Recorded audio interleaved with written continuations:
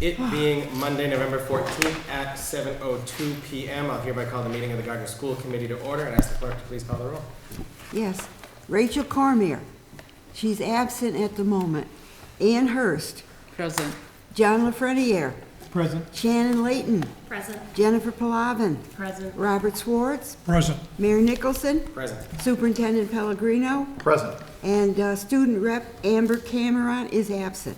All set. Thank you very much, and we will note that Mrs. Cormier did let us know that she was not going to be able to attend this evening.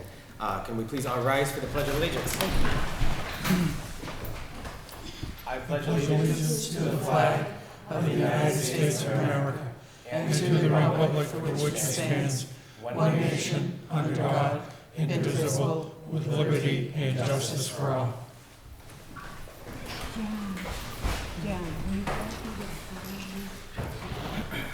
We'll begin with item B, open time for the general public. Is there anyone here from the general public who wishes to be heard? Seeing none, moving on to item C, recognitions by the superintendent. Dr. Pellegrino. So I would like to, tonight, take a moment just to recognize, and I know I've brought her up before, but Becky McCaffrey. She just once again spearheaded, it's getting cold out, spearheaded a coat drive.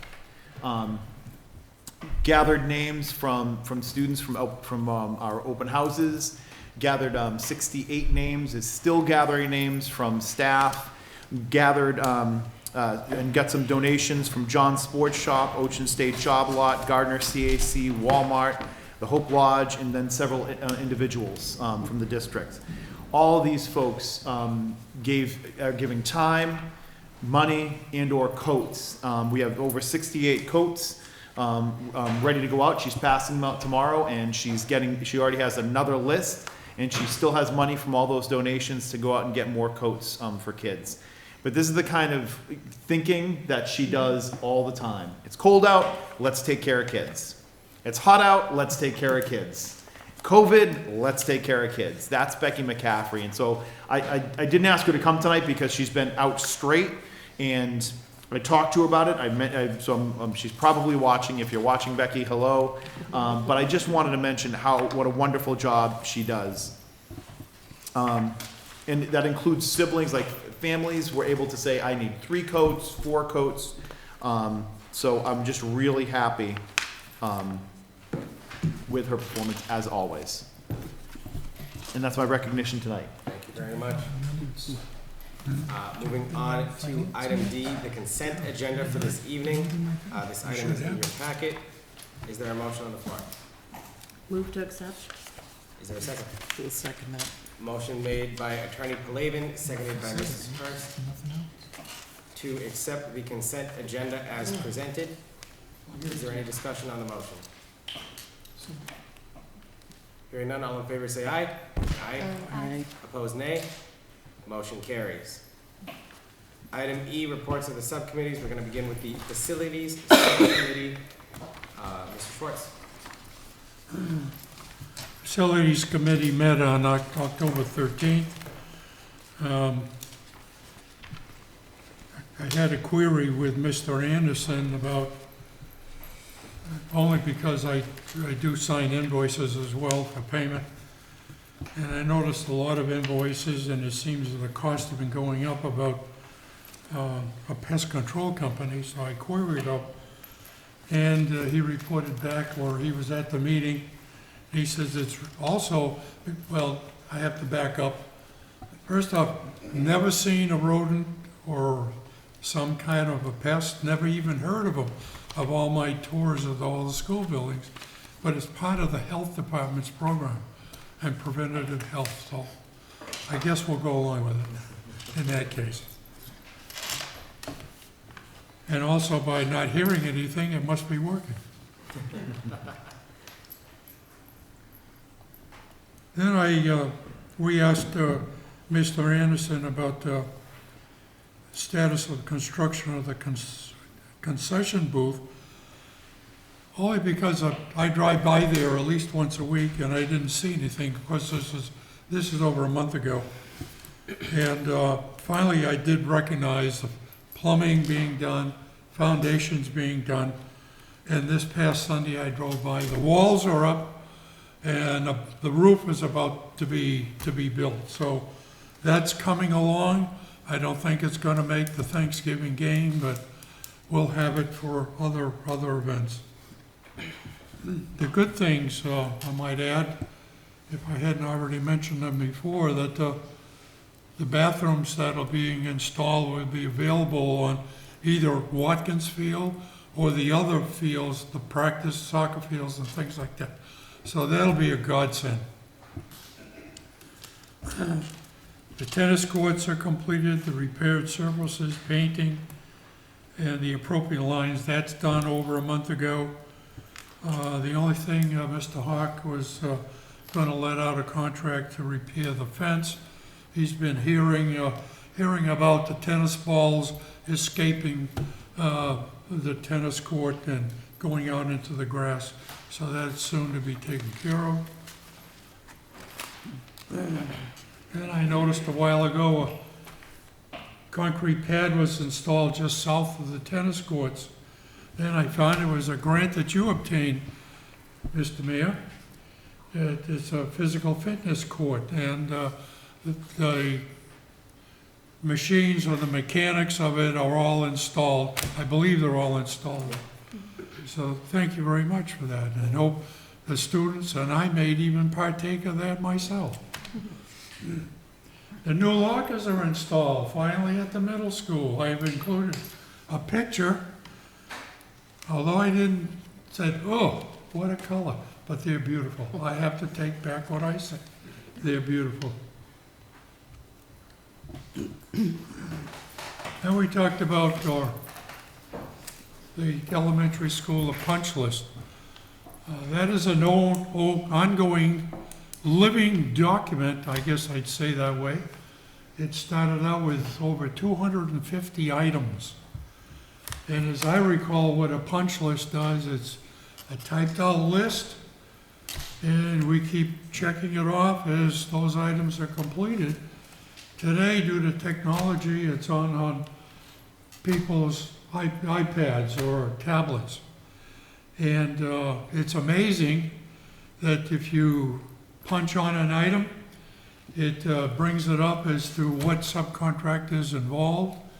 If it's active, it's a color. If it's completed, it says that it's closed out, and that item changes color, so you know that it's completed.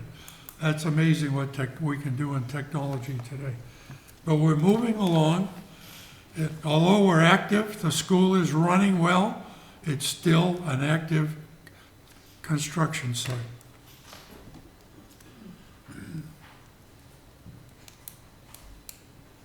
I mentioned again about all the piles of logs in the old soccer site, and also behind the A building of the elementary school. I've included a picture where they've cut, and I think that's amazing, they've cut 3 large pieces and then dug out the center of the logs. That's for the little students to crawl through. I never had that when I went to school. So I think that's really something. Different kind of playground than from what we're normally used to.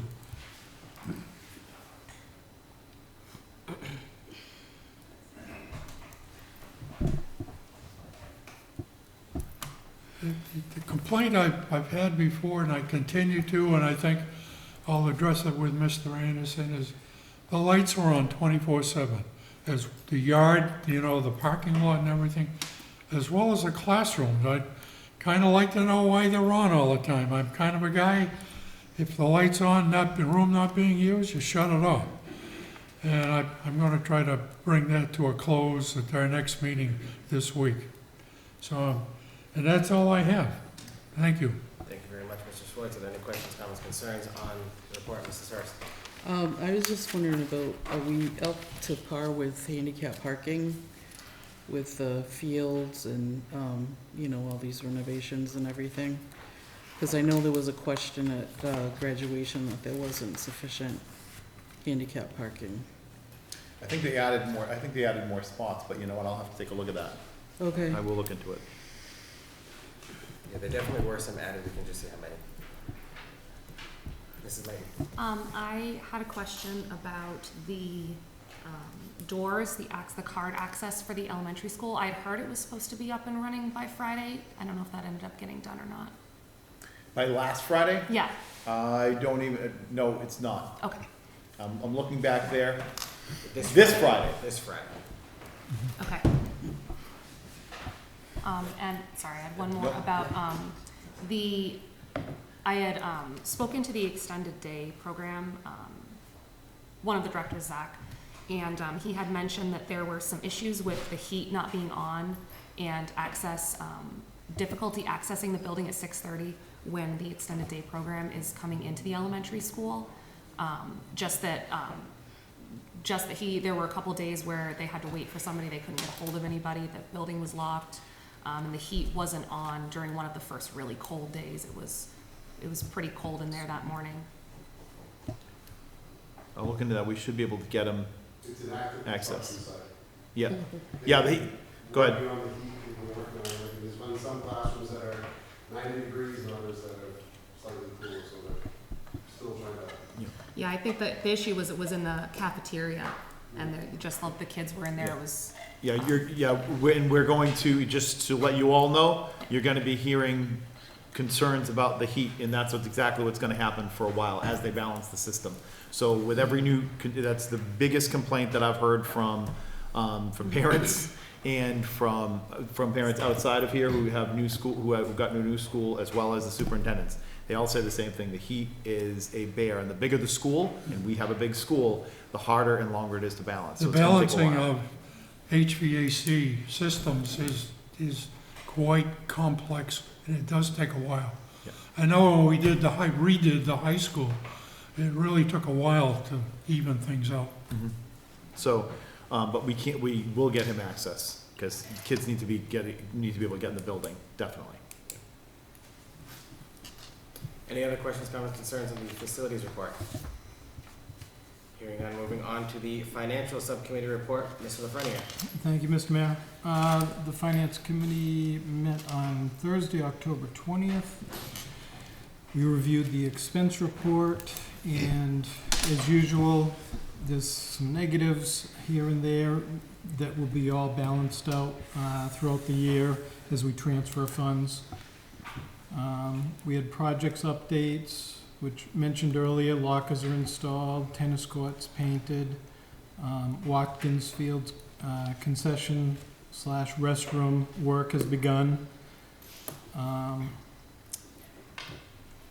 Then we moved on, we had a discussion, let's see, I'll read this because it's involved, and I know I'll mess it up if I try to say it all on my own here. We discussed a memo from Mr. Hawk. The city charter requires a contract signed by mayor for goods or services in excess of $1,000.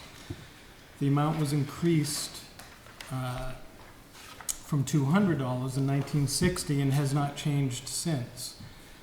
The city charter also allows school committee to make rules and regulations for conducting its business. Mr. Hawk suggested that the school committee vote to match Massachusetts general laws language in requiring contracts only for items over $10,000. He stated that this would be put the charter at odds with itself. It was noted that the mayor is currently trying to change the charter. It was suggested that this be brought up at the school committee meeting for discussion purposes, and noted that the committee is in agreement, but not to take a formal vote on the matter yet. It's just very difficult, and you know this. So we just want to bring it up and make it aware to everybody.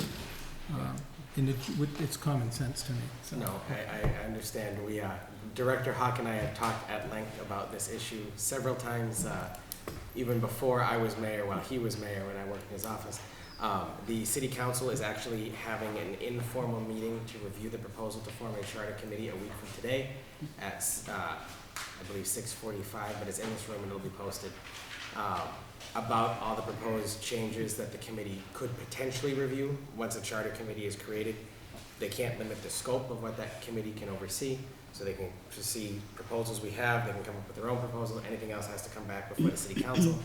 However, we did run Director Hawk's idea by the city's legal counsel, and because you can make things more stringent but not less stringent, and when you have a contradiction like that, that's why technically the charter's at odds with itself, as Mark likes to say when talking about that. So hopefully that will get ironed out through that charter review process if the council votes to create that committee a week from today.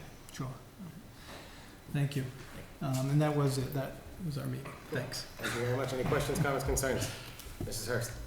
I just wanted to say, and I've said it before, the use of SPED is not anything that people use, and they're trying to get away from that because it kind of stigmatizes special education. So if we could just think more about not using that, I'd appreciate that. Any other questions, comments, concerns? Moving on to the policy subcommittee, Mrs. Hurst. The policy committee met on October 20th. There's a lot of stuff that goes into policy that I think people don't realize, and tonight, when Dr. Pellegrino was mentioning Becky takes time out of her, busy schedule to show up to a policy meeting to help us update anything that pertains to that, as well as Joyce West, anything pertaining to special education or special education students. So they were both at this last meeting, and I just want everybody to know how hard they work on lots of different things.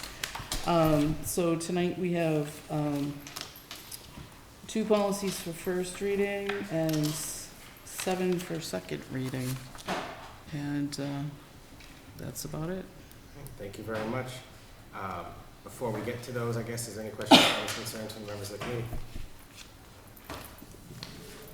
All right, moving on to item number 3449, the first reading of policies for information purposes. That's policy, well, Mrs. Hurst, why don't you go through those? Sorry. We have policy ADC, tobacco products on school premises prohibited, and JIC, student discipline, student suspension, expulsion procedures. Is there any discussion on these items? If not, they'll be sent to their first reading and voted on at our next meeting. Moving on, item number 3350, second reading of policies. Mrs. Hurst. We have AC, non-discrimination, including harassment and retaliation. GBA, equal employment opportunities. GCF, professional staff hiring. JB, equal educational opportunities. JFBB-1, school choice. JICA, student dress. And JJF, student activity accounts. So we need a motion to accept these for second read. So motion. Motion made by Ms. Layton, seconded by Attorney Palavin to send these policies for their second, for a vote for adoption after their second reading. Is there any discussion on the motion? Aye. All in favor say aye. Aye. Opposed, nay. Motion carries. Item number 3451, presentation from the Gardner High School Youth Community Survey data. Is this, what's up, Veronica? We have our City Prevention Coordinator, Veronica Patty from the Gardner Community Action Team, and Karen McCrillis, Gardner High School Guidance Counselor, still, right? School Counselor.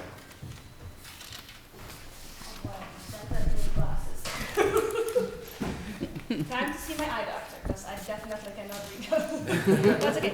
Everybody has it printed, so I can reference some of the numbers that I can forward for here. I can give you. Thank you. I can just give you this. It's fine. I'll just put here. Thank you.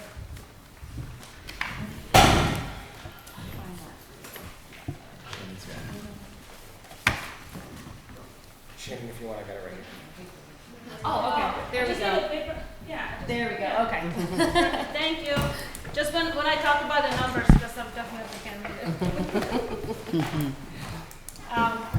Thank you for having us. My name is Veronica Patty. I'm the coalition coordinator for the Gardner Community Action Team, but also serve as a prevention coordinator here at the City Hall, working at Board of Health. So just a quick, and Karen McCrillis, school counsel from the Gardner High School, we prepared this presentation for you, and we're going to get through it quickly. So just a, here, click. Oh, no, hold on. There you go. No? Yeah. Is this the first one? Oh, Yeah. yeah. Sorry. Okay. So just a quick kind of overview of the Gardner Community Action Team. It's been in serving the Gardner community for over 15 years. From those 15 years, over 15 years, for 10 years has been funded by the Drug Free Communities Grant, which was a federal grant. The whole purpose of this grant was to help the community establish some of these prevention programs, initiatives, help bring collaboration in the community, and be able to offer some more prevention programs and stuff overall in the community. And big part of that grant was to have enough sustainability after the grant is done to be able to continue these efforts, and we were able to do it. The city now has a prevention coordinator position. That part of my job is also running the Gardner Community Action Team. So we've been very lucky to have support of the school and the city and be able to continue the efforts. Basically, in a short, what the Gardner Community Action Team does is that we just coordinate the effort here in the city of Gardner. That means a lot of collaboration with, coalitions that are more regional. So like Chinar 9 is a regional coalition that we work with very closely, but also coalitions here, or agencies here, or groups here in the city that might not have everything to do with substance use. Like Voices of Truth, for example, is a group that we work really closely. So the prevention efforts are not only just about substance use, they kind of overlap into mental health, healthy relationship, domestic violence, and other areas. I don't really have to go through this. So these are some of the partners that the coalition works with. And now we're getting into a survey. So the coalition has been working with different agencies. So LUC is one of the agencies that we work with. It was actually a fiscal agent for the coalition for 10 years. But we still continue to work with them and through them be able to provide data collection at the schools. So we've been collecting data at the Gardner High School since 2014. Actually, it was 2012. But we didn't have a good sample at that year. There wasn't enough surveys collected, so we can't really use that data. But since 2014, we have pretty steady data. We try to do every other year. Obviously, when COVID happened, we had to kind of skip a year. So 2021 is the last data we have.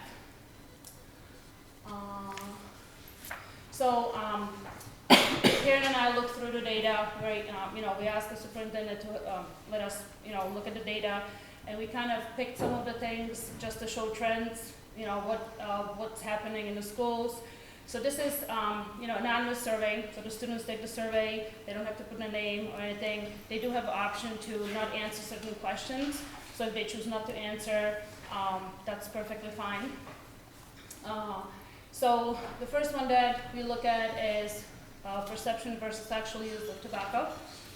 So the perception question is basically ask, how many of your peers do you think, smoke cigarettes, or how many of your peers do you think drink alcohol? So that is the perception question, and then we ask about actual use. So this survey is, comparing what they believe is the use and what the actual use is. And in both cases, you can see, from 2014.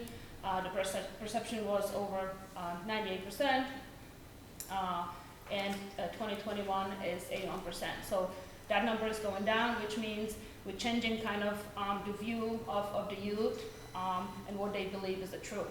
The actual number, actually used, which is the little orange, is also going down from 18% down to 3%. I can read it.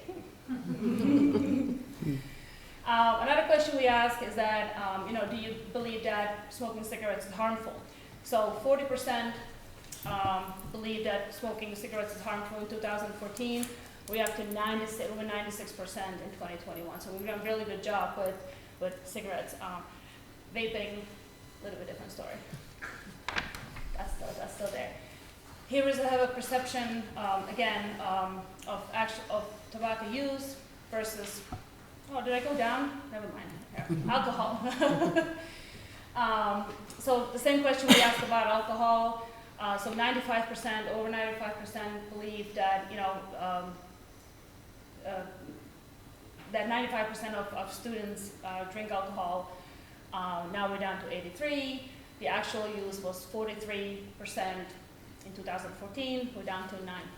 So that's very good numbers as well. Again, we asked a harmful question. So 92% in 2014 believe that drinking beer is harmful. We're up to over 95% now.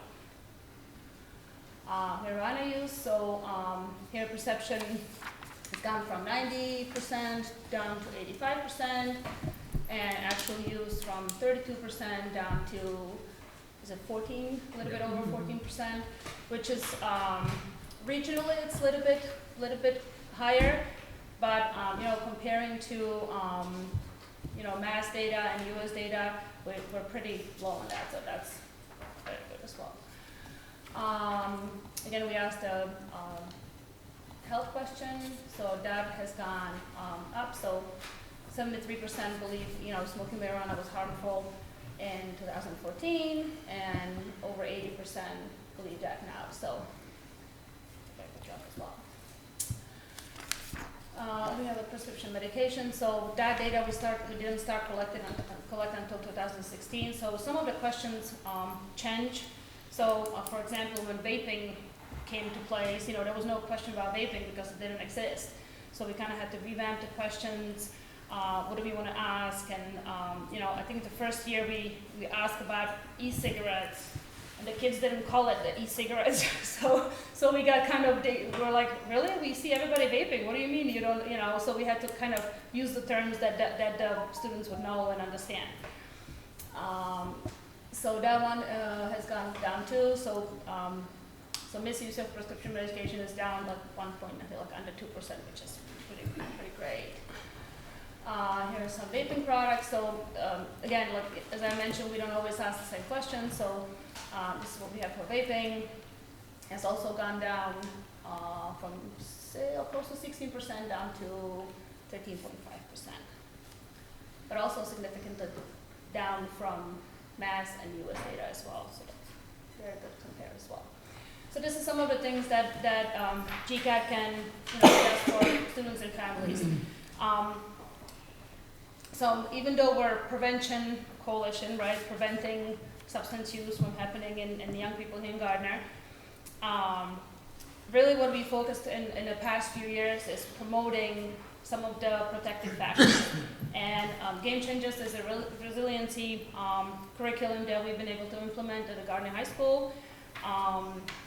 And it's been pretty successful. We do this curriculum in the health classes. It's a small group workshop, and it's been very well received. Next one is the training active bystanders. So this is kind of a regional effort that we've been working with the China 9 Coalition, creating kind of a training hub. So we have about 8 trainers here locally. In this region that are able to provide this training. Now all of these are free of charge, so we can offer them to schools, any agencies, any organizations, regionally. They just have to ask. This is Escape to Vape is a kind of a hands-on fun activity we've been able to bring to the middle school. We've done this for 3 years now. So this is a fun thing we again do in the health classes. The students get to learn in a kind of interactive and fun way. So that's been pretty successful as well. And this is a curriculum we've done a few years back. We would like to bring it back. It's called Guiding Good Choices. And it's more focusing on parents of middle school age children. We always try to work with the school, see if there is any, documentaries, any movies that they would like to show. A lot of times it's, Karen and I talking and seeing what the school is already offering. If there's any kind of documentary or movie we can bring in to kind of just enhance what they're already doing. So these are some of the things we showed in the school or planning showing in the schools. And then the coalition puts on, some of the bigger events here in the city. We collaborate with a lot of different organizations and work on a lot of smaller events and programs and stuff, but these are kind of our big ones. So National Night Out is a big one in August. We do annual recovery event, big prevention conference that was hosted here at the City Hall this year, and then looking to revamp and start doing the social host liability trainings we've done in the past as well. So I think that's for me, and that's it. I feel like 8 minutes, but is he? So, in the interest of time, these slides are really dense, and there's a lot for you guys to be looking at. We didn't want to cut too much out. We wanted to give you the information that you need, but we can go through the rest of this pretty quickly.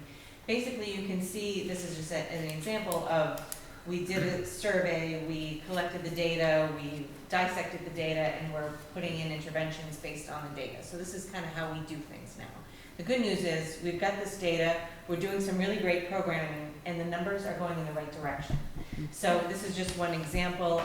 SBIRT, all 7th and 9th graders, we're having conversations with them about substance abuse. We have vaping diversion programs. We also have some programming through Haywood Hospital, we just couldn't do our jobs anymore without them. The I Decide program, Project AMP, mental health along with substance abuse, different programs for different groups depending on who needs what. The bullying numbers are going down, which is awesome. And then a bunch of slides on what specifically we're doing in each level for bullying in particular.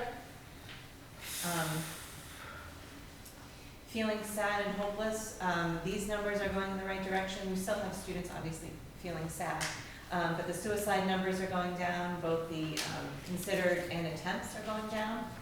And then some information.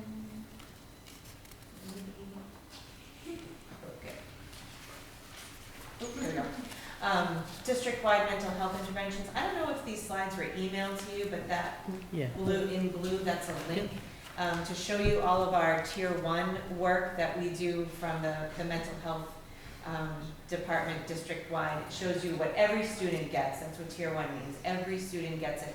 And so that talks a lot about what we do for mental health, along with the groups that we run for students who need more, and then those who need the most are our Tier 3 students who get more individualized attention. Suicide prevention, we do signs of suicide. That's co-taught with the school adjustment counselor and the health teacher, both at the high school and at the middle school. And the trusted adult question, there's an increase of students having someone to talk to, which we know is like the biggest factor in students' mental health and success in school. Emotional, physical, sexual, dating violence, those numbers are also going down for us while they're going up in other places, so that's pretty cool as well. What we do for relationship abuse, what we do for connections at the high school, advisory, check-ins, special advisories for students who are interested in particular things, connecting them with teachers who are interested in certain things. And like I said, we collaborate with Veronica and our programs, other community agencies to get the services and the information that we need out to our students to make sure that everybody's in a good place, especially post-COVID. There's a lot of people not in a good place. We need to make sure everybody's good.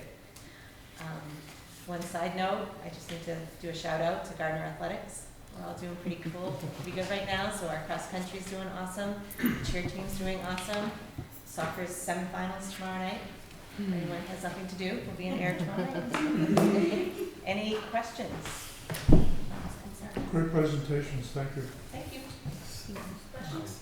I had a question, but you somewhat answered it, Veronica, is that, so once a month the U.S. Conference of Mayors does a Zoom call, and one of the topics that came up recently was that they're noticing nationwide trends, and that as we keep educating about the opioid epidemic, drug use and smoking use seems to be dropping, but alcohol use seems to be rising slightly in a commensurate rate, that we're training so much on opioid use that it's almost replacing substances, but it looks like we're not seeing that here. Did I get that correctly? Good. No, no? Great. Yeah, I feel like we're doing as much programming all across the board for different, you know, all the opioids, substances. Great. Like I said, they were just worried about a replacement effect happening there, but if we're not seeing that here, that's great. And we were actually chatting about vaping, right? So when the pandemic happened, that actually might have been a really good thing for some of the young people, because they had no way of getting, right, anything. So some of them actually helped them. Any other questions, comments, concerns? I just wanted to say thank you. You know, it's amazing. I remember when GCAT first started, and, you know, to still have you here after all these years, and the good that it's done, and I just applaud your efforts. Thank you so much for everything you're doing. Yeah, I have to say the relationship we have with GCAT is phenomenal. And, you know, Karen being the coordinator for school counseling, embedding that data and using the data all the time to improve our schools is really what it's all about, creating that system. And, you know, again, we're being recognized all over the place for the way the SEL programs are being run. And it's very different and very advanced compared with many other school districts. Yeah. So. I think everywhere we go, Gardner is used as a gold standard. For, you know, when we try to convince, you know, encourage other school districts to collect data and use it the same way, then we can always reference Gardner, so. Well, I said earlier too that because of my job, I'm in many different school districts representing students, and it just makes me sad that they don't either have the staff or just don't know how to implement things that we have here. I mean, you talk all the time about how far ahead we are and things of that, and I actually see it every district that I go to. So, Anything else? I also want to thank our regional partners that we have here. I see Chelsea from Shannon Nines with us here in the back, and then some of the other communities are represented here as well through their community action team. So thank you very much for joining us today. Appreciate it.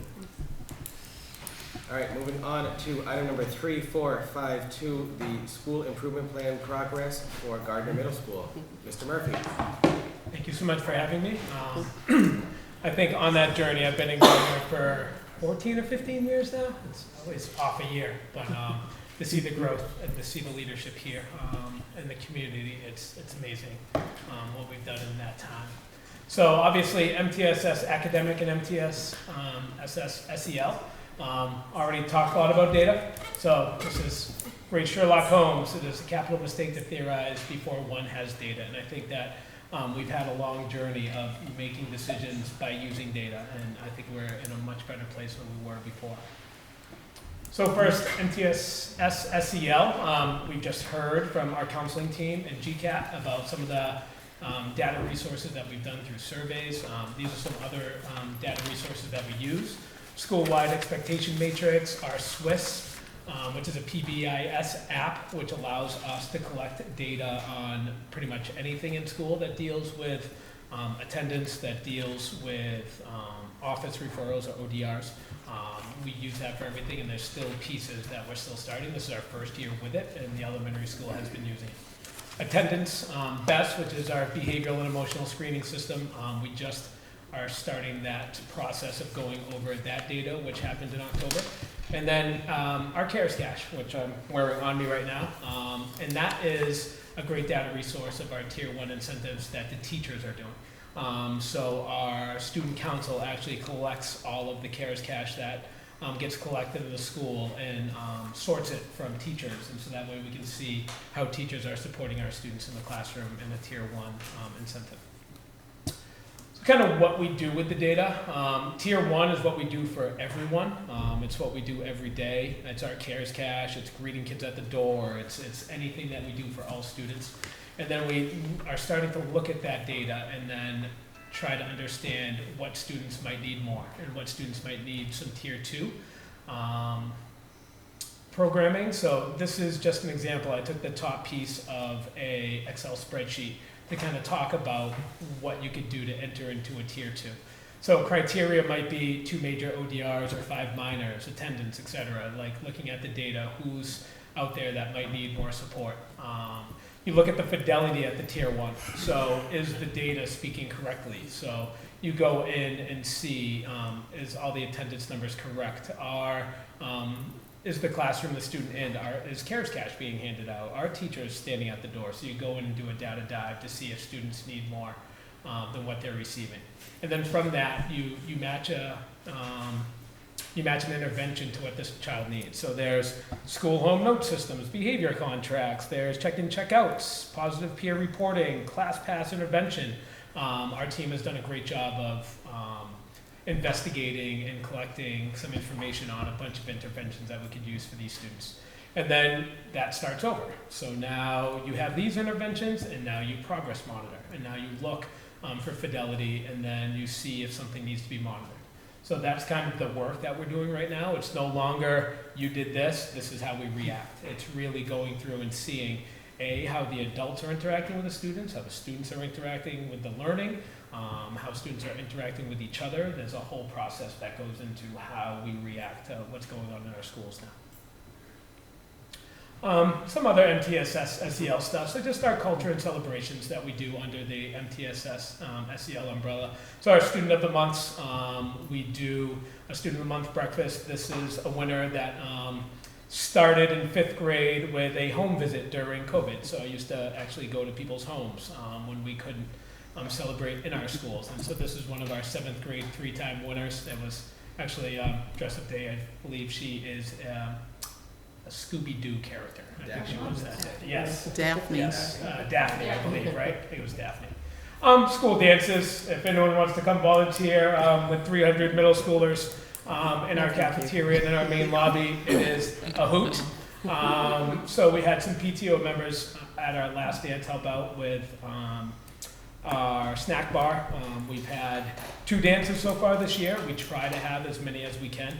I think giving students, a safe and fun place and to see the school as a place to unwind and have fun amongst adults is fantastic. I know growing up, there was a lot of opportunities for kids to be kids, and now there's not as many. So we just had our Halloween dance, had inflatables, we had all sorts of things. It was definitely a riot, and kids just have fun. We do it, it's an hour and a half. And kids just have fun, run around, be kids. It's fantastic.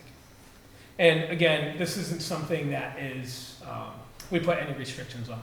And that's something I'm passionate about. Like, if a child is having a rough time during the day, they might need that release at night. And to hold that against them and to not let them have fun in our building is something I just don't believe in.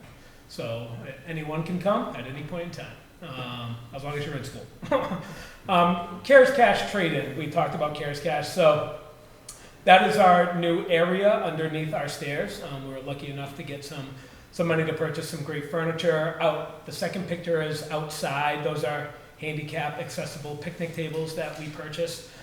So students can trade in some cash during lunch and go sit where they want to sit, which is great. We have to kind of think now with the weather changing, how we're going to incentivize that, because that's one of our big takes. And then the last one, that's kind of our cart that our student council uses to hand out our CARES Cash doodads, I would guess. There's pencil sharpeners, there's all sorts of things that students can hand in their CARES Cash stuff for. So we've seen a huge increase in teachers giving it out, and so then on our end, a huge increase on how to incentivize those kids getting it, because we want kids to have some voice in that, and our student council does a great job in that.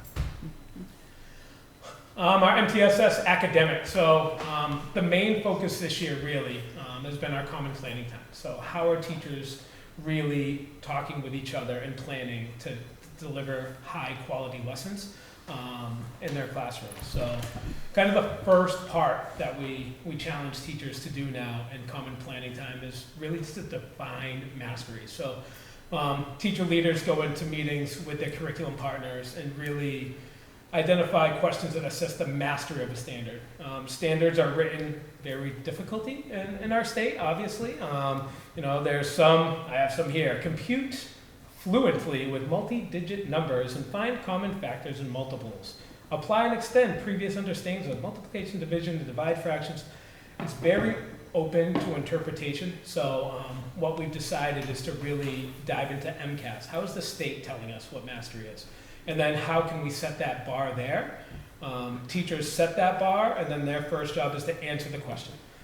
What we've done in the past is we had teachers come up with questions, and then kind of our kids are the guinea pigs at that point. And then they go through the problem solving part of it, where now teachers are doing that to kind of see where the pitfalls are, to see what things might need to be added, to see what things need to be extended. So we really have the teachers doing those questions, and then they have an exemplar for the students, like what the bar is for the students to get to. From there, it's what do the students need, and then develop the assessment that you're going to give at the end of it. So that's the first part of our common planning time. Next piece goes into task, like what are we asking the kids to do? We need them to demonstrate the knowledge, skills, and understanding. We need them to do this at a high level under testing conditions. So what do the kids need when the test is coming? And make sure that we do not over scaffold that. We want kids to be challenged. We want kids to really struggle with some of this material. And then check for the rigor. And in math and science, we have the standards of mathematical practice, which is huge. So to be able to, understand and persevere, to use logic and reasoning, to apply it to real world situations. So really looking at that task and seeing what we're asking kids to do with it. And then even looking at RAFs, which is role, audience, format, and topic. Like, what are you asking them to do? It's a lot easier for a middle schooler to dive deep into a problem when they're not a sixth grader sitting in a classroom. They're in an MIT lab, they're in a business, like give them a role, and then where are they bringing that information to? Just being a sixth grader in a math room is difficult, or a seventh grader. It's hard to get that why, and that's something our teachers are constantly challenged with. And obviously pairing that with great instruction. Our teachers do a nice job of being in front of 23 to 25, 10 to 12-year-olds, and really thinking about how to deliver that instruction in a way that has the students as much as a part of that instruction as possible, and shining a light on their thinking, and the teachers not doing the thinking for them. And then we go into assessment. Obviously, that kind of speaks for itself, like how are we assessing what they do? And then from that assessment, the data that comes from that. So how does that inform your next lesson? How does that inform your groupings? How does that inform your pacing? Where do you stop? When do you begin? So that is what we're doing in common planning time right now. It's our first year really with this playbook that we're driving it, and we're already seeing some big changes in what's coming out in the classroom. And then obviously copyright. Keep them on. So that's what's going on at the middle school right now. And obviously, Mr. Schwartz already said the lockers, our library, we've done a lot of work in, and it looks like a fantastic space, and teachers are starting to utilize it. And our Scholastic Book Fair will be there next week. Hiring is going fantastically. Our Unit A positions are filled. Which is something, as a middle school person and talking with other middle school people, is not easy to do. So we're filled in our Unit A, and we only have one Unit B opening, which is fantastic as a building. So we're very excited right now about where we are. So cool. I'll open it to any questions. Any questions from the committee? Oh, are you supposed to do that? Art, could you just speak briefly to how you're creating experiences in terms of the arts, and you've kind of shifted some of how where you're putting your money for STEAM and those things. Can you talk a little about that, because I think those experiences are really important at the middle school level, especially. Yeah, sure. Unified Arts Department. We've done many different models over many different years, and right now I feel like we're in a fantastic spot with our STEM program, our robotics program. So what we really did was open up the lines of communication with the high school to see what they're doing to kind of get us right, even when it comes to band, chorus, looking at the data, the numbers of what's going on at the high school and the grants that they're getting, and what we can do in our Unified Arts Department to feed those programs. So things are going very well. I think in our 5th, 6th, pretty much all grades now, we usually start exploratory in 5th grade, and we try to really target what kids are, what they love to do. Unified being, again, in a middle school for 7 hours, sometimes is not the most exciting thing in an 11-year-old's life, so we try to make it that way by really finding out what they're passionate about and attacking it. So we usually use 5th grade as exploratory, and then try to find out what kids are passionate about and really try to drive that passion. So they lead into high school wanting to be in art, wanting to be in chorus, wanting to really work with robots and robotics and STEM. So I think that's what we're doing with the Unified Arts Department. And just one more comment that I have to make about, the middle school. I was listening to a very intelligent parent recently, whose child recently went through the middle school, and said, at elementary school, this man's son it was very structured environments, which was good and solid and needed for that time. When we went to the middle school, it was trusting, fun, safe, and a little freer. And I think that trusting environment that you have for the kids and the culture that you're creating and cultivating there just really makes it an important experience for kids. And I think that, again, kind of keeps kids in Gardner. Yeah, I agree. And I think looking at doing that in an environment where we still have, the grade structure. So really, I think as a 5th grade parent, when you send your 5th grader to school, you're first like, whoa, they're going to be around 7th graders. And so we really work hard on our scheduling and our transitions to make sure that 5th graders are having fun with 5th graders. And then as they grow into 6th and 7th graders, they're in a safe place with those grade students. So really thinking about that and looking at our schedule and transitions, everything, and taking everything into account. And I really give it to my staff, our teachers, and also our administration. Ms. Pedrazic is a whiz, and looking at schedules and looking at things, she does things that I can't do, which is what makes a great team. And that's where we're in a really great spot at the middle school right now with our admin and our staff. So things are looking very good in Gardner at the middle school. The Gardner Middle School. Yes. I just want to say that the CARES cash, I didn't realize how big of a thing that was for the students, I should say. Mr. Zuaro had his open choral rehearsal the other week, and seeing the almost business plan style mechanics that the students were using to try to compile their CARES cash together to get him to wear a Red Sox shirt to school was just neat to see that. It's a fun way, and I think it was a really good job, so good job. Thank you. It's going well. I'm really happy to see Unified Arts back. We had them at the beginning of the middle school, and then somehow they went away, but now they're back, and I'm glad to see that. Yeah, we kind of call it like the heartbeat of our school, you know what I mean? Like, I think academics is that brain work and that really, it's that cerebral part of it, and we try to work in that heartbeat into our classes, but, just the unified arts, and we try to let our unified arts teachers know that, like, you're sometimes the reason why a kid gets up and comes to school. Like, this is what, passions are being built in the middle school, and future passions, again, leading up into the high school. So it's a fantastic thing that we have that many unified arts when you look again at other schools. For us to be able to offer 8 is just makes me proud. It's wonderful. Beginning of trades and professional people. The beginning. Yeah, and I think Mark's done a lot of work, and I've heard more about the lack of tradesmen. My furnace went the other day, so I know a lot about the lack of tradesmen. So I think, getting kids using tools and getting them ready to go. And whether tools, robots, whether art, whether anything, just something to be passionate about. Yeah, I did want to know, I do know that the middle school's also going to be doing a musical starting this spring, right? Yep. I think it's probably the first one in quite a few years because of the pandemic, but I just know put in it. I think it's going to be Beauty and the Beast. It is. I think it's going to be Beauty and the Beast. That it's great to see all of the theater programs, because that, in a lot of districts that gets lost in the middle school because scheduling is such a bear. But to see that, even the theater stuff is coming back, and that, again, it's very difficult, but just very exciting to see it in the middle school. Yeah, and so that, and when we talk about dances and all that, we can't do that without staff and their giving their personal time up to help support our students and do that.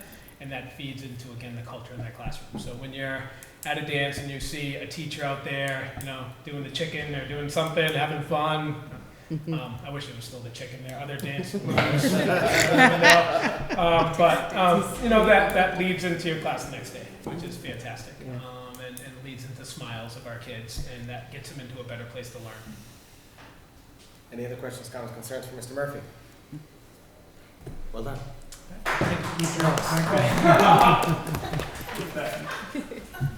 Next item on the agenda, item number 3453, District MCAS Information Presentation by Dr. Gogan. It's always great to be the last presentation of the evening. Mine's only 45 minutes, so I'll settle in. 45. Every year, we try to just give you a brief summary of how our MCAS is going and what our accountability is. So this year, I just want to give you a little bit of context because this is the first year, or last spring of 2022, was the first year where MCAS was in person, fully in person, and administered online, but in the classrooms. In 2019, pre-COVID, was the last time everybody took the test together in person. 2020, during the midst of COVID, there was no test. And in the spring of 2021, families were given the option of either coming into school to take the test or taking the test online from their homes. So needless to say, the 2021 and 2022 tests still within the COVID time are not being held, districts are not being held accountable.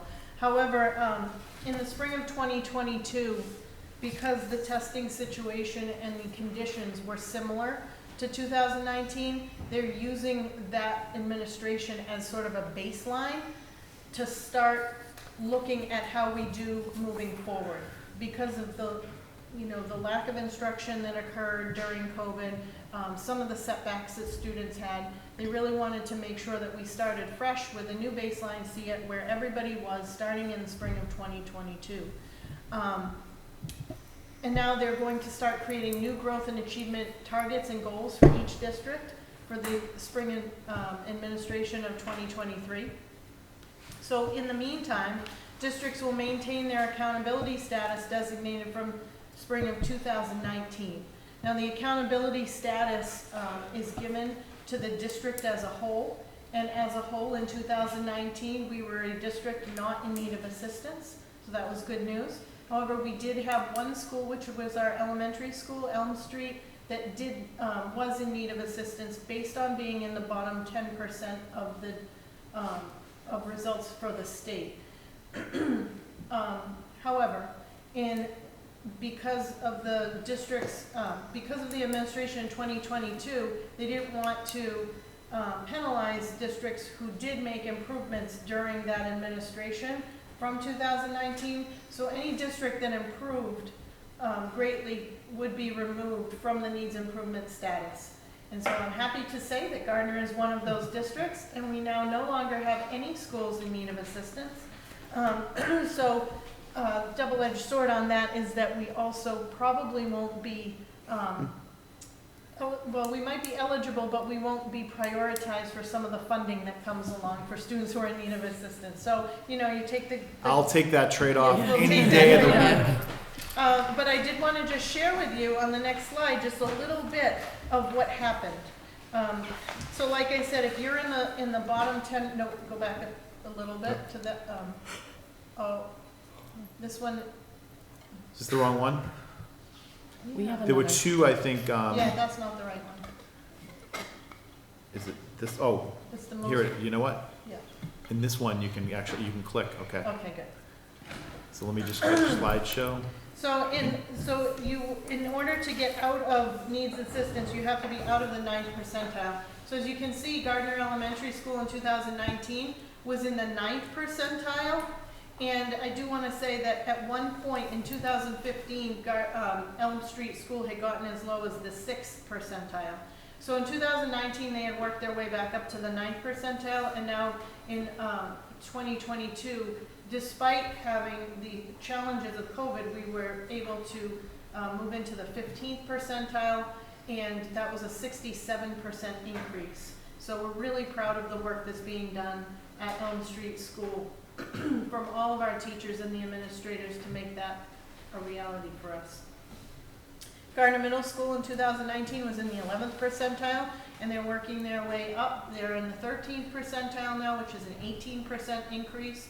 And Gardner High School had the largest percentage increase of 64%. They were in the 25th percentile, and now they're in the 41st percentile.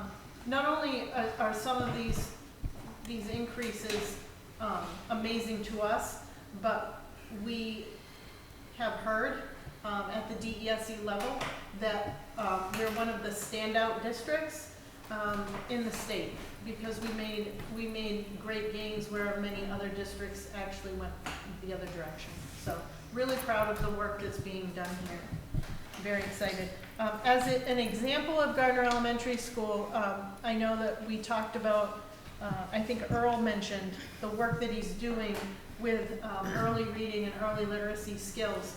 And we were very excited last year when we saw the gains that were made in kindergarten and first grade, just from the focus that he had in those 2 grade levels. And we had our first fall administration of the reading assessment. And just quickly, I just wanted to show some increases.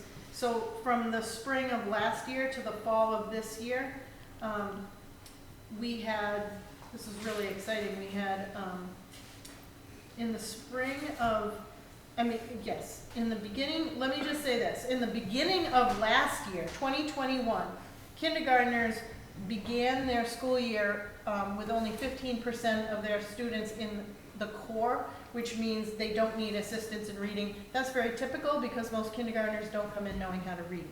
But by the end of the year, we had 75% of our students in that core realm. So we really jumped high. But this year, we're starting not in the 15% of students at core, but 19%. So we're already increased there. But what's interesting more for me, because our kindergartners last year are first graders this year, our first graders are starting at 47% in the core in the fall of this year, which last year was only 29%. So they're holding that knowledge over the summer, and so we are hoping that that transfers, from grade to grade, and each grade level will be better. The goal for us is to have at least 80% of our students reading in the core by 3rd and 4th grade level. So we're well on our way to doing that. The first graders last year, who are now 2nd graders, they're coming in at 45% in the core in the fall. So it's really exciting, whereas last year was only about 34%. So I just wanted to kind of give a little bit of background here on how we're going. And then I also planted Art here in his presentation tonight, because he talked about the things that we're going to be doing this year and that we already are doing this year for some of the things to address what our challenges are for MCAS results. So let's see if this works. Yes. This slide's a little bit small, but what we wanted to show you just generally the trends of what's happening at each grade level. In the grade span of 3 to 8, the red line that you can see on both of these graphs, on the left-hand side is about achievement, and on the right-hand side is growth. The red represents the state, and the blue represents Gardner. In grades 3 to 8, right now, we seem to be trending, much lower than the state, but in 2021, we had a jump up, and then as the state dipped down, so did we, but we're still closer to the state than we were before. But in terms of growth, our growth actually met the state's growth or even slightly exceeded in most of those grade levels. Yeah, I do want to say too, with the English, they revamped the test. So I was really frustrated because our raw scores were increased over last time. So we had a much larger raw score average in every grade level. And so I said, wow, we really went up. But they changed the test. And now they only have one essay, it's worth more points. So after analyzing that, we're really focused on making sure in every grade, every classroom, we're reading grade level text and they're writing about it. So they're making a claim, finding evidence, and writing about it, or creating a narrative that then extends the story, which oftentimes happens on MCAS as well. So every grade is really focused on that. So I have very high hopes for our next step. That's why it's a new baseline here. Math grades 3 through 8. If you look at the achievement, we're starting to bridge that gap in between us and the state. But our growth scores, as you can see, are just phenomenal. And we are above the state in our growth this year for 2022. ELA, grade 10 achievement. We have a little bit of a gap there, and I know that we've been looking at the data there, and they're looking at, I've heard some great conversations about what some of the things are that might have created that gap there this year. And again, the way that they were scoring in the writing, and they're looking at how can they increase their opportunities for writing, not only in ELA, but also in social studies to help bridge that gap. But our growth, again, is still above the state. Could you just explain again what growth is, Kathy? Just in terms of like how it's how it works. Yeah, so they take, when you're looking at from one year to the next, and they're measuring how we did last year against the state to how we did this year against the state, and in the cohort that we're in. And so our growth is, our scores, there's a target for us for growth. So if we meet our growth, then we hit that target, and if we exceed that growth, we're moving above that target, which then aligns with what is happening at the state. So you can see that when we go over the state, it's because the state is setting that target and people are supposed to be meeting that, but we're actually reaching and exceeding those targets. I don't know what I just did. I don't know either. Hold on a sec. And then so in the 10th grade math, we not only bridged the gap, this is where that 21 to 25 to 41% came in, and then our growth was just phenomenal. It's really weird with achievement. You know, just holding our own is hard work right now. Right now, especially going through COVID, and as you can see, the state overall was just not able to hold its own, and it was going down as we were at least holding our own.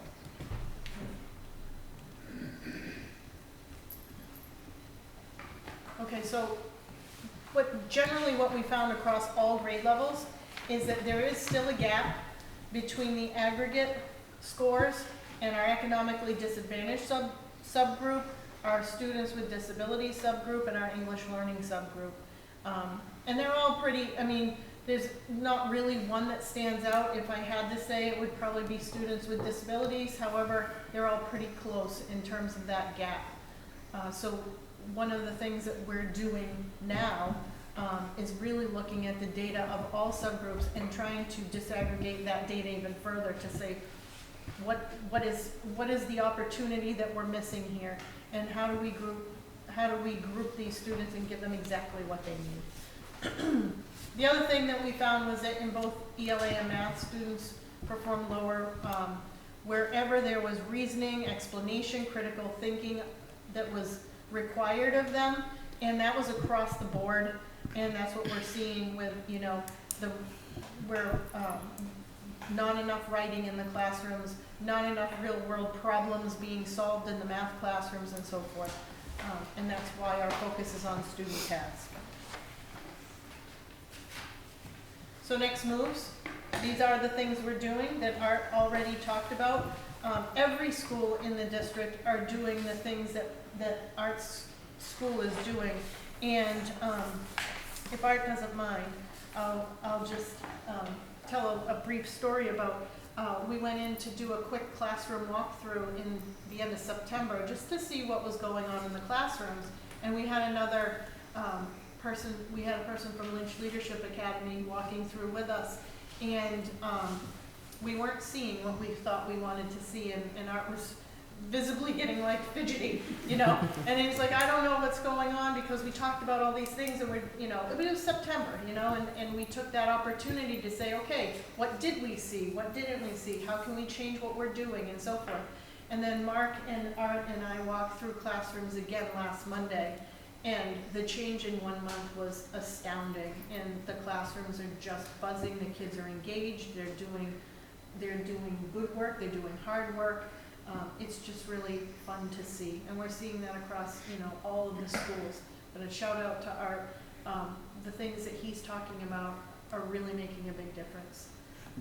Starting with looking at and making sure we're aligned. We spent all last year making sure we were aligned. Now that we're aligned, it's what are you doing? How do we make sure that we're at that level of rigor? How are you using MCAS-like questions? It's not about teaching to the test, but it's about what is the MCAS asking us to do, and let's do those kind of things in terms of thinking and defending your answers and things like that. We're talking about how are we checking for understandings in real time so we can make corrections immediately rather than wait till the end of a lesson or the end of a week to say, oh gee, they didn't get it. And it's about calibrating how we evaluate student work, how we're grading things to make sure that we're all on the same page and that we have real exemplars. And it's not a mystery to the kids. They're given that opportunity to see what is the standard right up front so they can reach to that standard. And then the last thing is really what are we doing proactively to grab students who aren't getting it right away and start providing supports and interventions in the Tier 1 setting, which means the whole classroom. Every single person has the opportunity to get some extra support and intervention as needed in the moment, based on the standard and not based on an IEP or a categorization of English language development or something like that. Mm-hmm. And so that's where we are currently. Very excited about the things that are happening in the district and the direction we're going in. And, you know, I'm not sure the order of these presentations tonight, but they were in perfect order. We have kids who are doing the right things. We have kids who are getting the social and emotional supports that they need. And we have systems in place so that kids are ready to learn. And now they're starting to learn, so very exciting. Dr. Gogan, relative to kindergartners, trying to say something that I won't upset anybody, but I'll say it anyway. Would it be wise for parents to spend time with their child reading books and have them handling books? Would that improve their reading scores? I mean, sure, we encourage all children to have access to print as early as possible. And having the Footsteps to Brilliance program that we have citywide for the whole community from ages 0 up to grades 3 is our hope that families will take advantage of that. If they have children in school now, their siblings can use those programs, but everybody has access to it. And it's, you know, we understand that people don't want their children to have a lot of screen time or, you know, device time, but really just 15 minutes a day just looking at print, but as many actual books that you can get in the hands of children, just so they understand that, you know, the book looks like this, and we open the page like this, and we look at this page, and then we look at that page. All of those things help, sure.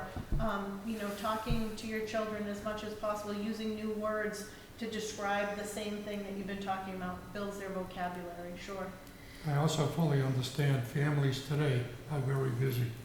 Absolutely, but sure. it's something that they need to consider to do. Thank you. Book vending machine went in though, didn't it? Oh, yes, thank you for reminding me. Mandy Blackbird worked really hard to get, to fundraise and get the money needed for a school vending machine for books at the elementary school, and it was installed this week or last week in the cafeteria at the new elementary school, and the books are in, and it's beautiful, and the kids have all of their cards, and they're ready to trade them in for tokens and get their books. So hopefully they've already started to do that. All part of our behavioral system, right? Really to cool. reward good behaviors. Yes, it's part of the PBIS incentives Fantastic. program. That's great. Great to hear. You know, there's also quite a few of the little library things around the city where you can take a book or Yeah, the leave a free book. library, yeah. Yeah, One from Waterford. Which is Gardner nice. High senior, Andy Lucier. Oh, yeah. That was his Eagle Scout project, was to put those around the city, and they're Yeah. really popular. Yeah. Thank All you right, any very other much. questions, comments, concerns? Dr. Gogan, what you say there, are there any questions, comments, concerns on item number 3455, yes. Dr. Gogan's curriculum coordinator update? Nah. You did that. All right, thank you very much, Ken. We'll go back, item number 3454, the college and career readiness coordinator update. This was included in your packet for further information. Is there any questions, comments, concerns on Mrs. Payne's report? Mr. Schwartz? I just love to see all these programs that are available to high school students. I think back when I was in high school, this types of programs were unheard of, not even thought of. But I mean, to be able to get an associate's degree and still graduate from high school, I think that's fantastic. And the innovation pathways of the 9th and 10th graders are making them aware of trades and professions to get into.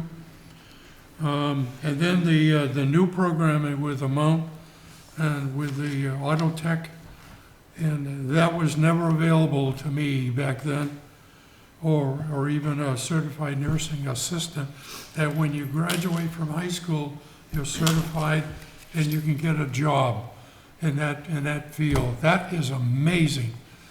Gardner School District has got it together, and we need more of the kids to come. So thank you for that. Any other questions, comments, concerns? Mrs. Hurst? I was just wondering how diverse the students are as far as like ELL students or Yeah, kids on IEPs. Or... That's one of the things that they're looking at, and she'll be putting it in her reports. Okay. From what I understand, now that we're in, I think, our third year of early college, I know the early college program has become much more diverse. I know when I went to the opening, Yeah. I saw our students of color throughout the program. So it was really it was wonderful to see. But that's going to be one of the things, and I'll make sure she puts that in her reports going forward. Okay, thank you. Any other questions, comments, concerns? Moving on to item number 3456, the English Language Learners Coordinators Update.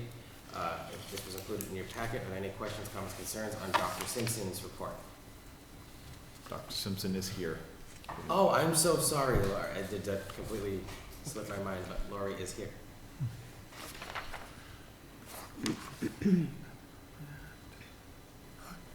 Mr. Mayor, Yes, Mr. Schwartz. in the report, I'm very happy to see that an LPAC has been established with maybe only one member right now, but next month we're looking for more. I think that's great for the parents to become more involved with their children's education. So I think that's fantastic. And we're getting ready for DESE evaluation, I believe, in the springtime. So I envision Gardner School District will exceed the standards that DESE has established. At least I hope that. I hope that very much. Thank you. There's usually some gotchas in there. Any other questions, comments, concerns? Thank you, Dr. Simpson. Item number 3457, the Grant Administrator's Update. This was included in your packet for information. Any questions, comments, concerns on Ms. Dunn's update? Mr. Schwartz. Again, she's bringing in the money.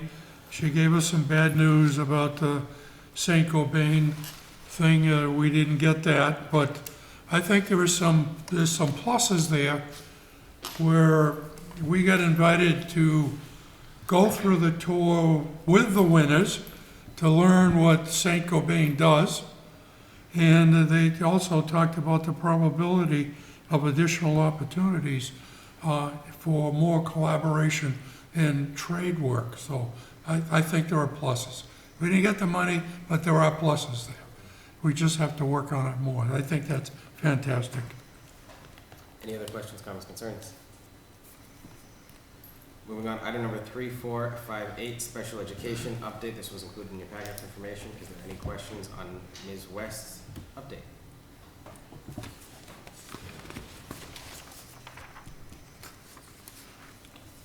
Did we get a special what do we call it? A The CPAC? That's next. And I That's have a next. little report. Okay. I'll wait for that. Well, then we'll move on to item number 3459, the CPAC update. Mrs. Hurst.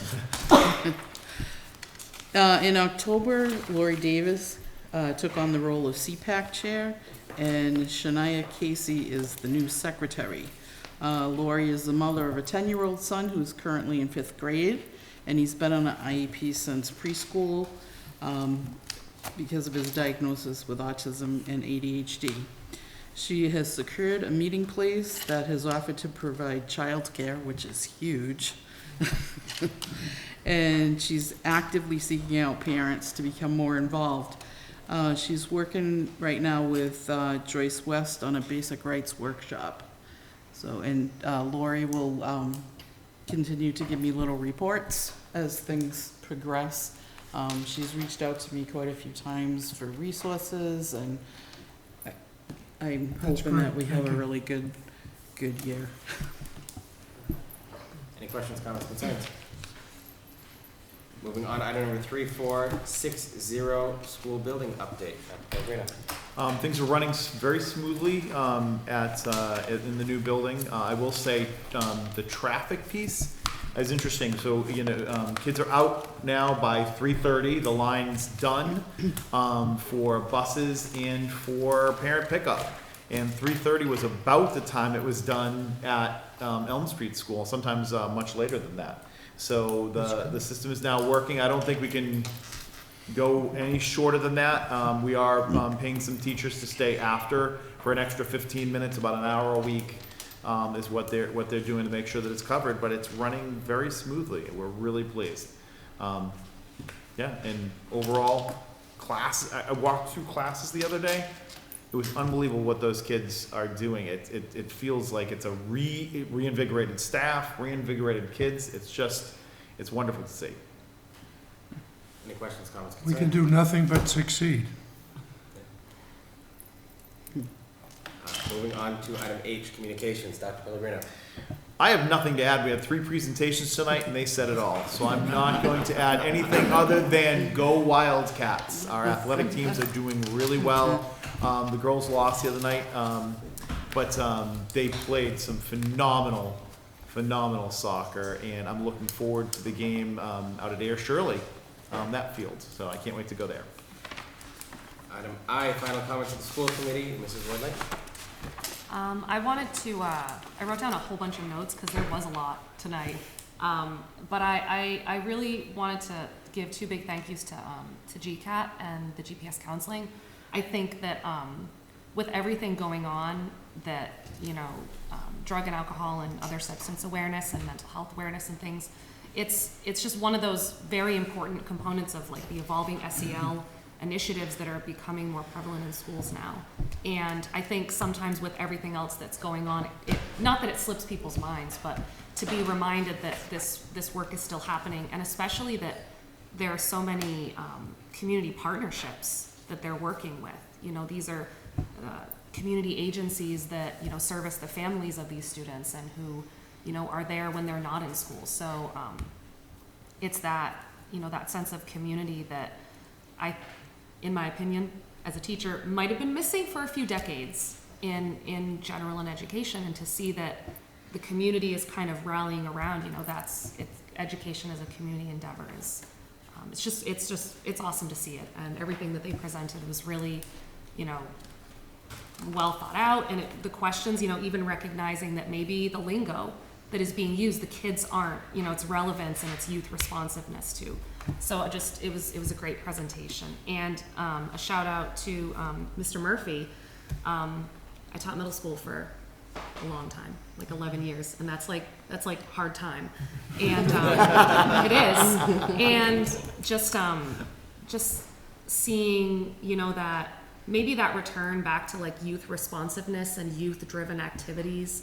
You know, I have a daughter in 6th grade, and I know that your daughter's in 5th grade, and just the dances. I mean, a whole month is spent planning outfits and who are we going to talk to and what are we going to do, and then, you know, they want to get involved in student council, they want to be a part of planning it, and then maybe they want to go and be a part of more arts activities, or and just it's building those soft skills, those social skills that, you know, middle school is, that's a tough few years. So and I appreciate you breaking down that process of what the teachers are doing, like to address the rigor of things, because I don't, you know, in education speak, that's something that we talk about a lot, but in, you know, everyday parents, they may not know, like, wow, the teacher is looking at every single one of these, and that's how they learn about that one thing in science or something.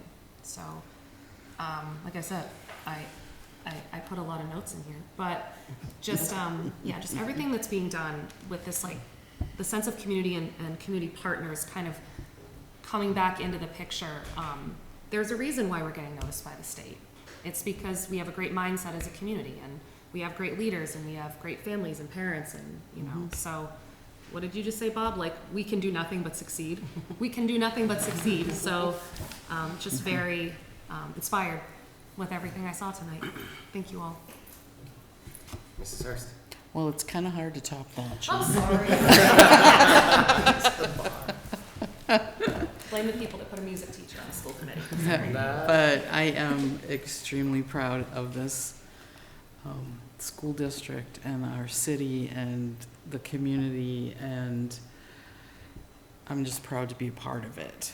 I wanted to wish everybody a nice Thanksgiving, and think about maybe a friend or a neighbor who doesn't have any place to go, and invite them over. And I think that's about it. Thank you. Attorney Blaine. Yeah, building on the sense of community, when you go up to the high school, middle school, elementary school area, there's always activity happening at all the schools. There's a lot of involvement with, you know, whether it be an actual school activity, outside activities, using the fields or doing other things, the band, everything is just really growing right now. And obviously the athletics in every area is doing so well right now. It's great to see, and happy Thanksgiving to everybody. And that is all. Mrs. Schwartz. I was at the MASC conference 2 weeks ago, and I think this was the best conference in the 20 years that I've been going.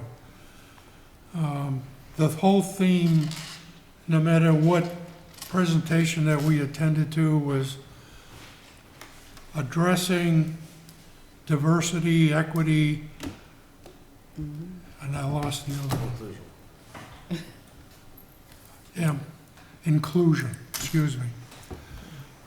Everything, we've had some, superintendent and I attended a couple of speeches that were really awakening, I guess I would call them. And it was a really fantastic overall conference. By the way, of the other school committees, if you're interested in the presentation slides, they're available on the website now. My final comment is we lost a former teacher last week, Barbara Yablonsky. I understand she was a great teacher, and she did magnificent things in the library, I understand, with her husband, and she was able to get other volunteers to work in the library. She will be remembered. That's all I have, Mr. Mayor. Thank you very much. Mr. Lafreniere. Everything's already been said here. These guys, I can't top anything, except I just wanted to thank the presenters. A lot of work, you can tell, goes into that, and it's appreciated. And job well done. Thank you. Thank you.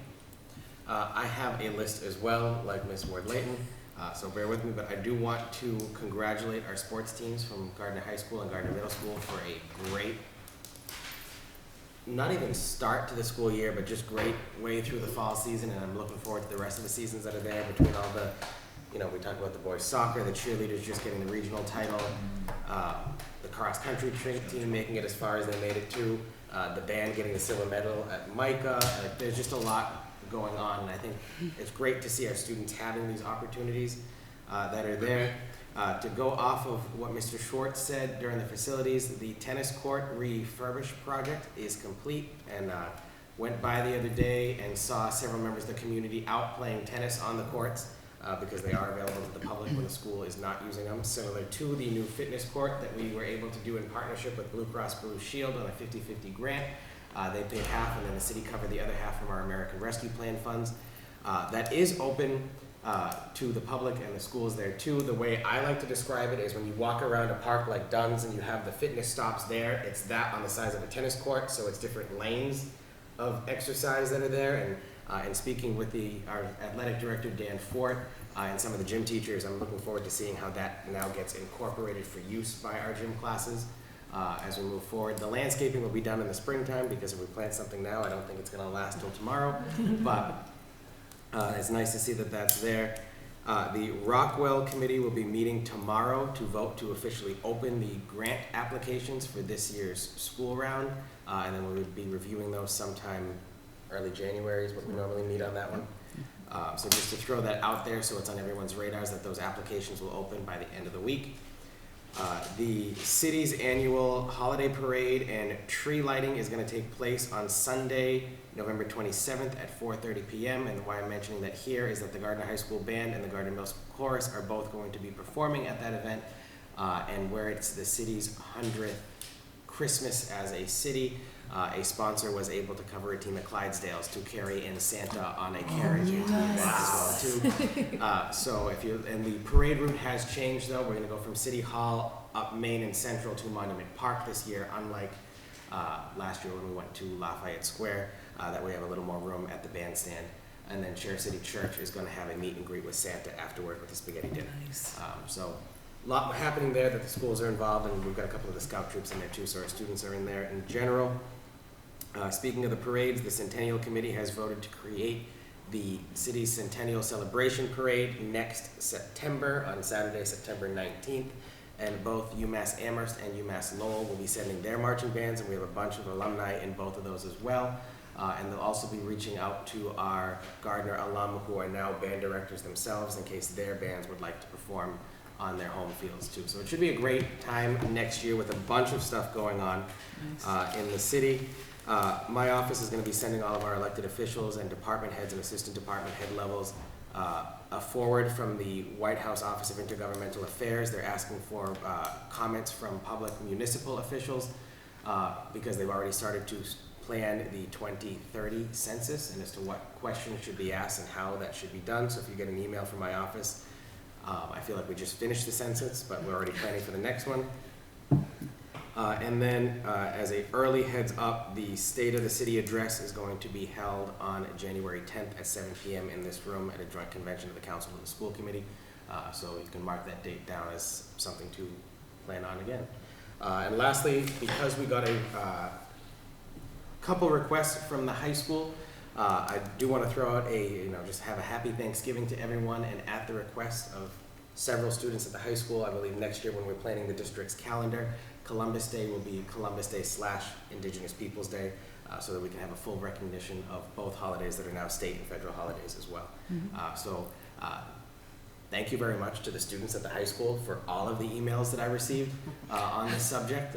It's always just good to see our students knowing how to get involved and reach out to their local officials, and if that's how they do it nowadays instead of how when we were in high school, and we, letters and whatever like that, whatever the means are, at least they're getting involved, and I couldn't be proud of our students for reaching out and trying to make a difference in the community.